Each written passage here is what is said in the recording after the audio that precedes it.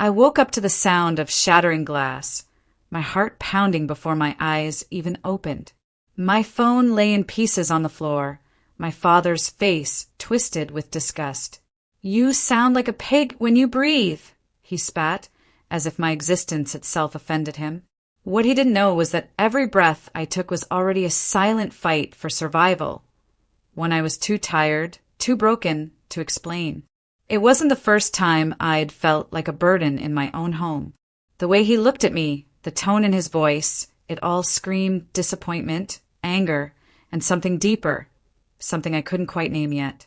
That morning was just another cruel reminder that my struggles were invisible to him. He didn't see the sleepless nights, the gasps for air, the panic that wrapped around my chest like a vice every time I tried to rest. I lay there, frozen, staring at the mess of plastic and glass on the floor. The cold realization hit me. My phone, my only connection to the outside world, was gone. The phone that held my friends' texts, my little escapes, my lifeline to normalcy, now shattered because I dared to breathe too loud. If you're watching this and something about this story hits home, maybe you've been in a place where no one saw your pain or felt crushed under the weight of someone else's anger, please consider subscribing to the channel. Sharing stories like this helps remind us we're not alone, no matter how dark things get. Let me know where you're watching from, too. I'd love to hear your story one day. My name is Clara, and I'm 27 years old. I wasn't always like this, tired, scared, and shrinking in my own skin.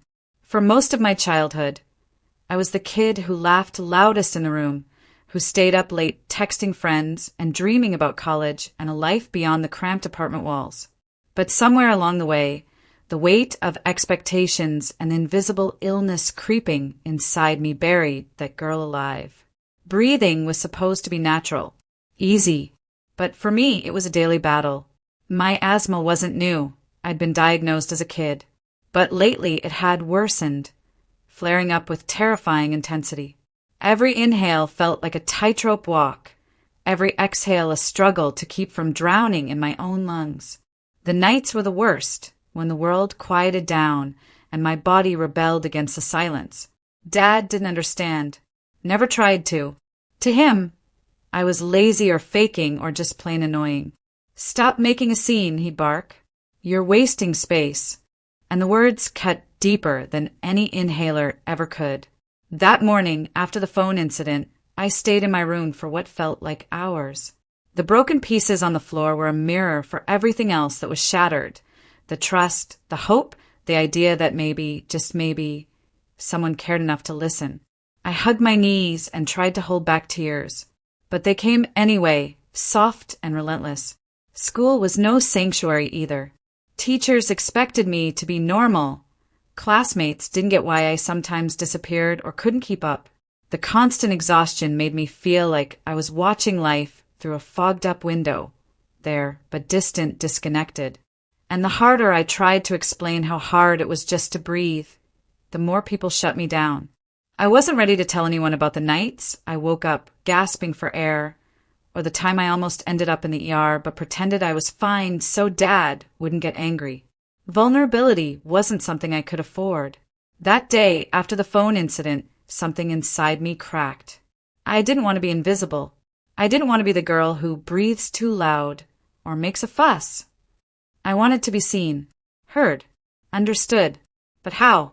When the person who was supposed to protect me became my harshest judge. In the days that followed, every glance from Dad felt like a countdown to another outburst.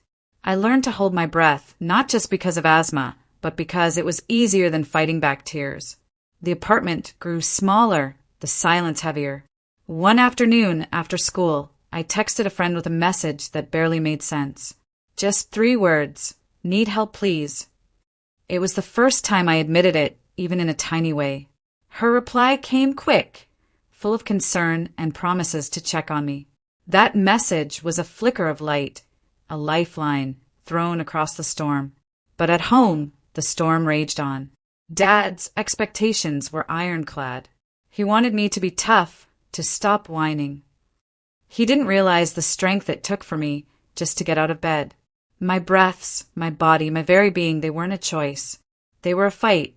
And the cruelest part? He called me a pig for something I couldn't control.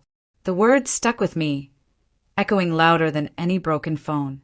There were moments I wondered if he even saw me at all, or just the noise he wanted to silence. Some nights, when the house was quiet except for my shaky breaths, I'd stare at the ceiling and wonder how long I could keep this up. How long before the fight inside me became too much to bear? I wanted to scream, to break, to be free from the weight of his anger and my own pain. But instead I found small ways to survive. I buried myself in schoolwork. I escaped into music and writing. Anything that let me forget the crushing loneliness. I memorized every positive text from my friends, reading and rereading them when the silence became unbearable. One weekend, when Dad was out of town, I cleaned the apartment from top to bottom. I cooked a meal just for myself, played music loud, and danced alone in the kitchen. It was the first time in a long while I felt a flicker of joy, brief but electric. I realized then how starved I'd been for kindness, for peace, and I made a decision. I wouldn't let his anger define me. I would fight for every breath, for every moment of happiness, for a future where I could live without fear. The journey ahead wasn't going to be easy. Some days felt impossible. The bruises on my spirit ran deep. But I began to understand that my battle was bigger than the noise he tried to drown me out with. It was a battle for my dignity, for my voice, for my right to exist without shame. If you're struggling in silence too, know this, you're not alone. There's a whole world out here ready to listen, ready to believe, and sometimes, just sometimes, that's enough to keep going. The morning after the phone incident, silence felt heavier than ever. I stayed in my room longer than usual, wrapped in a thin blanket like armor, willing the outside world to disappear. The shards of my phone still lay scattered on the floor, a sharp reminder that the smallest things could shatter under pressure. Dad left early for work without a word, probably relieved the chaos hadn't exploded further. I wished I could disappear as easily as he walked out the door, leaving me behind in the mess, the broken phone, the broken silence, the broken pieces of myself. My mind was spinning with the kind of exhaustion that isn't just physical. It's a bone-deep tiredness that steals your breath and blurs the edges of everything. But no matter how much I wanted to curl up and hide, life kept pulling me forward. I grabbed a worn notebook from my desk, the one I'd started months ago, but barely touched since things got worse. I opened it to a blank page and let my pen run wild. I'm not just a pig who breathes too loud, I wrote. I'm more than the anger I hear in his voice, the disappointment I see in his eyes. I'm fighting for every breath, even when it feels like the world wants me to stop. Writing was a secret rebellion, a way to claim some part of myself back. I poured out the ache, the frustration, the fear, words spilling over like a river that refused to be dammed. That afternoon, I forced myself to get out of the house. The fresh air was hard to breathe, but it was better than the stifling silence inside. I walked to the park nearby, dragging my feet across cracked pavement, feeling every sharp edge under my worn sneakers. A few kids played soccer in the distance, their laughter slicing through the dull heaviness like a blade. I wanted to join them, to be that carefree again, but my chest tightened and my breath caught before I could even try. Instead, I found a bench and sat down, head bowed, hands trembling. The cool wind brushed against my skin, and for a moment, the weight inside me lifted just enough to make room for hope. It was on that bench, with the sun slipping behind the trees, that I made a silent promise to myself. To find a way out. To stop letting Dad's words define my worth. To find people who would see me, really see me, not just the noise. The days after that were a strange mix of exhaustion and small sparks of courage. At school, I tried harder to stay awake in class, to answer questions, to show up even when my body begged me not to. Teachers noticed, some offering quiet encouragement, others shrugging it off. I didn't blame them. How could they know what was happening behind closed doors? My best friend started texting me more often, checking in with, "Hey, you okay?" or "Want to talk?" Messages like that felt like lifelines, little ropes pulling me back when I wanted to sink. One evening, I sat in my room, staring at the empty space where my phone had been. I was scared of what Dad might do if I told him I needed a new one. But I needed to reach out, to find help beyond these walls. With trembling hands, I used the old landline to call a crisis hotline number I found online. The voice on the other end was calm and steady, like a lifeboat in a storm. I didn't say much at first, just listened and let the words tumble out when they came. Talking felt strange, like lifting a heavy weight off my chest. The counselor didn't judge or yell or call me names. She said things like, "You're not alone, and you deserve to be safe." Simple words, but powerful. That night, I cried harder than I had in months. But for the first time, tears felt like healing, not defeat. Back home, things didn't get better overnight. Dad's temper still flared like wildfire. Small things set him off, loud noises, my shallow breathing. Even the way I looked at him sometimes. One night, after I sneezed during dinner, he slammed his fist on the table. "Why do you always have to be so noisy?" His voice cracked, but not with kindness. I wanted to disappear, to shrink so small he couldn't see me. But something inside me snapped. "I can't help it," I whispered. "I'm trying." He stared at me like I'd just confessed a crime. The silence that followed was worse than any shouting. I realized then that he didn't see my struggle. He only saw the noise. That night, I stayed awake longer than usual, listening to my own breathing. It wasn't perfect. It was ragged and uneven, but it was mine. And that counted for something. School counselors weren't much help either. I met with one who smiled politely and gave me a pamphlet about asthma management, like I hadn't tried everything already. No one asked about the bruises on my spirit or the fear that followed me home. I started keeping a journal, writing letters I never sent. To Dad, to myself, to whoever might understand. "Dear me," one entry began, "you are stronger than the silence that tries to swallow you." It was my way of fighting back against the weight of invisibility. Weeks later, a new teacher arrived, a woman with kind eyes who noticed more than the others. She pulled me aside one day after class and said, "I see you're struggling. If you ever want to talk, I'm here." That simple offer felt like a lifeline. I swallowed my pride and agreed to meet her after school. In that small room, with posters of hope on the walls, I started to open up. Not everything at once, but bits and pieces, the nights I couldn't breathe, the broken phone, the loneliness. She listened without judgment, never interrupting. When I finished, she said, "You deserve help, Clara. You're not alone in this." For the first time, I felt like someone saw the battle I was fighting inside. At home, things still weren't perfect.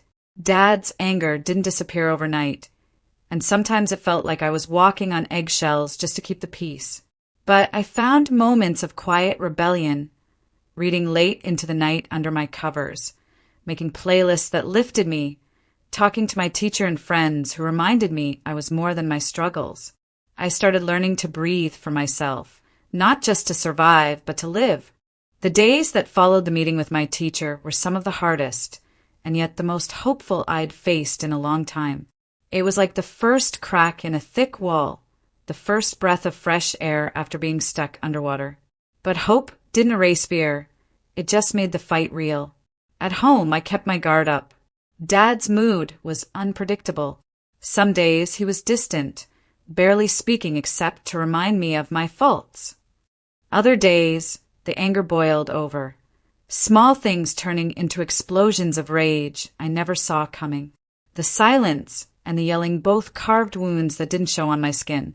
One evening, the house was eerily quiet when I came in after school.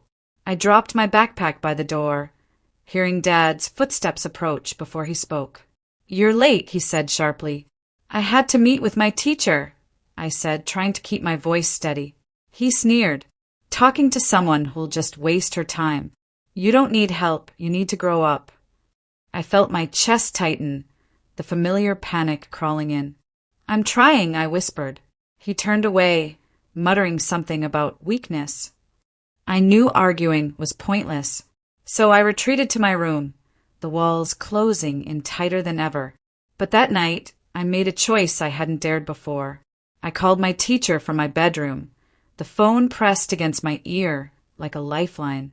"Hi, it's Clara," I said, voice shaking. "Can you help me?" Her voice was warm, patient. "I'm here. What's going on?" I told her everything, the broken phone, the nights I couldn't breathe, the yelling, the feeling like I didn't matter. She listened. She didn't judge. And then she said something that stayed with me. "You deserve to be safe, Clara. We're going to find a way to make sure that happens." That conversation was the first step toward getting help outside the walls of my house. Over the next few weeks, she connected me with a counselor who specialized in helping teens dealing with difficult home lives and health challenges. The first few sessions were terrifying. Sitting in a room with a stranger, trying to put words to feelings I'd buried for so long, felt impossible. But slowly I began to peel back the layers, talking about the asthma that made breathing a nightmare, the loneliness that wrapped around me like a shroud, and the anger that simmered just beneath the surface. It wasn't easy. Some days, I'd leave feeling worse than when I arrived. Other days, I felt like I'd taken a tiny step toward healing.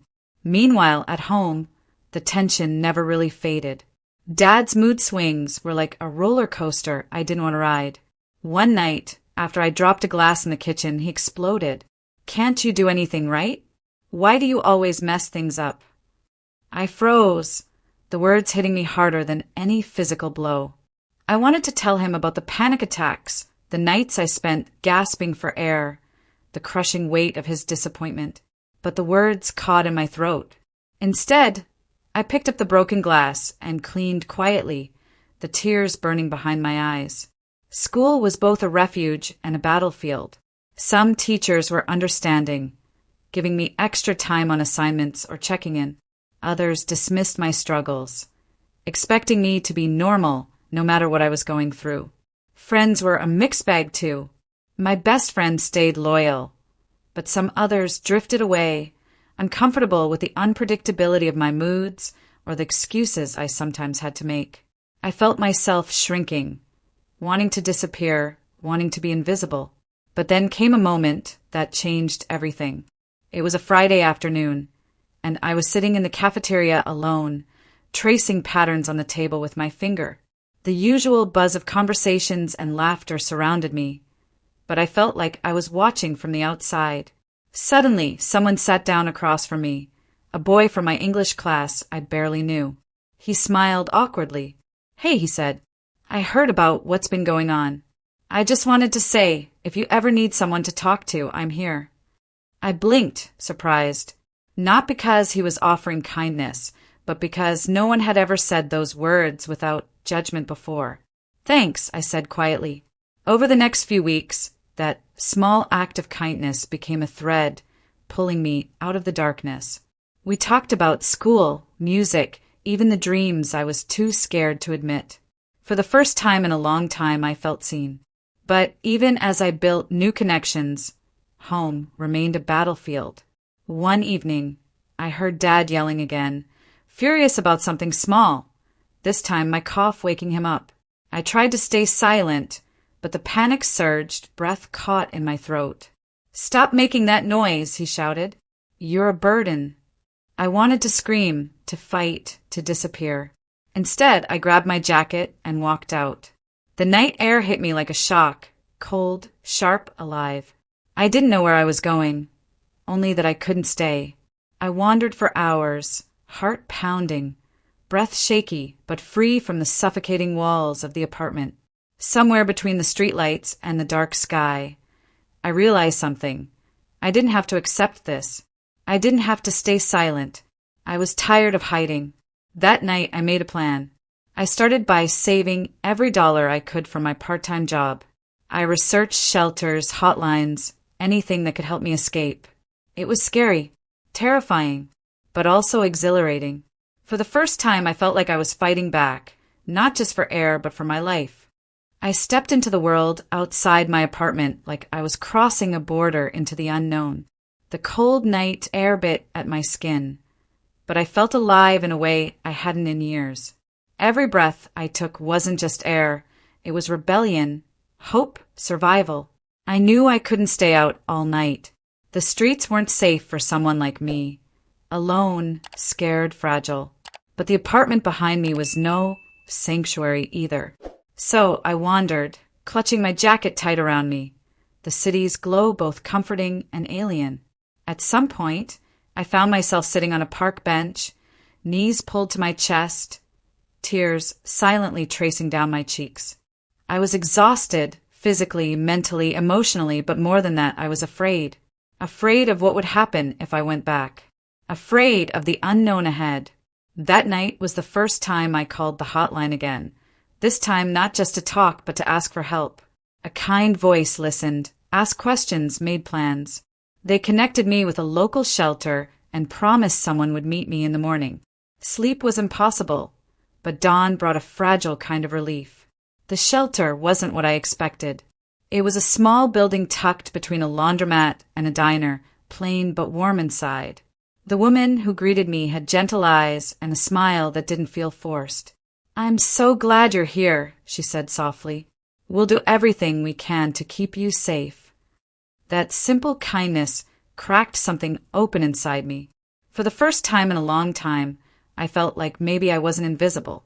Days at the shelter were a strange mix of freedom and fear. Freedom from the anger and yelling, the suffocating silence at home. But fear of what came next, how to rebuild, how to face the world that had kept me trapped for so long. I met other girls there, each with their own story of struggle and escape. Some were older, some younger, but all carrying scars that weren't always visible. We shared whispers of hope, broken dreams, and cautious plans for the future. One girl, a few years older, told me, "You're stronger than you think. Just take it one day at a time." Her words stayed with me like a mantra. But life outside the apartment wasn't easy. I had no job, no steady income, no place to call home. The shelter offered meals and a bed, but the clock was always ticking. I found a part-time job at a local cafe, washing dishes and wiping tables for minimum wage. The work was hard, exhausting, but it was mine. For the first time, I was earning money for myself, paying for my own food, my own phone. I bought a cheap prepaid phone, small and battered, but it was a lifeline. I started texting my teacher and counselor regularly, clinging to their support like a lifeboat. At school, things shifted too. Without the weight of Dad's anger hanging over me every day, I found small pockets of strength. I focused harder in class, joined a writing club, and slowly rebuilt friendships that had frayed. But the biggest change was inside me. I was learning to breathe for myself, not just physically, but emotionally. Still, scars ran deep. Some nights, I woke gasping, heart racing, memories flooding back. The fight inside me wasn't over. Then came the hardest day. Dad showed up at the shelter. I was shocked, scared, angry. He stood in the doorway, eyes wild, voice trembling. "I want you to come home." I looked at him and saw a man broken by his own demons, a man who hurt the person he was supposed to protect. But I knew I couldn't go back, not yet. Not until I could stand on my own. "I can't," I said quietly. "Not now." He left without another word. That moment was a turning point. I realized that healing wasn't about forgetting or forgiving right away. It was about choosing myself, choosing safety, choosing hope. I was still fragile, still scared, but for the first time, I believed I could build a life where I didn't have to fight just to breathe. The rhythm of my new life was chaotic and unfamiliar, but it was mine. Each day at the cafe, I scrubbed dishes until my hands ached, the hum of the kitchen a strange comfort. The routine grounded me, gave me something steady to hold onto in a world that felt fragile. Paychecks arrived in small envelopes, a reminder that I was building something from the pieces left behind. I carefully counted every dollar, budgeting for the essentials, Food, rent at the shelter, and a cheap phone plan so I could stay connected to the people who believed in me. School was both a challenge and a sanctuary. I found moments of peace in the library, lost in books and stories that echoed my own silent struggles. The writing club became a lifeline, a place where my voice mattered, where words could heal wounds no one else saw. But independence came with new fears. The weight of responsibility pressed on my shoulders. Every decision felt heavy, every misstep amplified by the fragile thread holding me together. One evening, after a long shift, I sat on the shelter's porch, the night cool against my skin. I pulled out my notebook, fingers trembling as I wrote. Freedom tastes bitter sometimes. I traded one cage for another, but at least here I'm fighting for myself. Tears blurred the words, but I didn't stop writing. The pain and hope mingled, tangled in ink. Then came the call that shattered the fragile peace. Dad was in the hospital. I didn't know what to feel: relief, anger, confusion. The years of hurt and silence clashed inside me. The shelter counselor urged me to visit, saying it might bring closure. I hesitated, but finally agreed. The hospital room was sterile and cold. Dad lay there, pale and fragile, a shadow of the man who'd haunted my childhood. Our eyes met, and for a moment, silence held everything unsaid. "I'm sorry," he whispered, voice weak. I wanted to scream, to demand years of apology, but all I could do was nod. The weight of everything, the pain, the survival, the hope, settled between us. That visit marked a turning point. Healing wouldn't be easy, and forgiveness wasn't a straight path. But it was possible. I left the hospital with a quiet strength, ready to keep fighting, for myself and the life I was building. Every ending is a beginning. For me, standing at the crossroads between the past that nearly broke me and the future I was determined to build, that truth hit harder than ever. The months after Dad's hospital visit weren't a magic fix. Healing was messy, a slow unraveling of pain and fear stitched with hope and small victories. There were setbacks, nights when the memories clawed their way back, moments when I doubted myself. But there was also strength I never knew I had, found in the quiet courage to keep going. School became more than just a place to survive. It became a launch pad for dreams I'd hidden away for too long. My writing blossomed, the words flowing freely now, no longer trapped beneath layers of silence. Teachers who had once seen me as just a struggling kid started to see the spark, the voice that refused to be silenced. The writing club's support carried me through late nights and early mornings. I wrote about pain, resilience, and the breath I fought so hard to keep. Each page was a step toward freedom. At the shelter, I found a family. Not the one I was born into, but one I chose. Girls and women who shared my scars, my fears, and my dreams. Together, we built a space where survival wasn't just about getting through the day, it was about thriving. Their stories intertwined with mine, a tapestry of strength and hope that reminded me I was never alone. Dad and I began to rebuild too, not in a grand gesture or instant forgiveness, but in small, shaky moments. Calls, letters, quiet conversations where words were sometimes missing, but the effort was real. I didn't forget the pain, and I didn't have to. Healing wasn't about erasing the past. It was about carrying it differently. One afternoon, I sat by a window in the shelter, watching the world outside. The sun was warm on my skin, the air full of possibility. I took a deep breath, steady, strong mind. The fight wasn't over. Maybe it never would be. But for the first time, I believed in a future where my breath wasn't a burden, but a gift.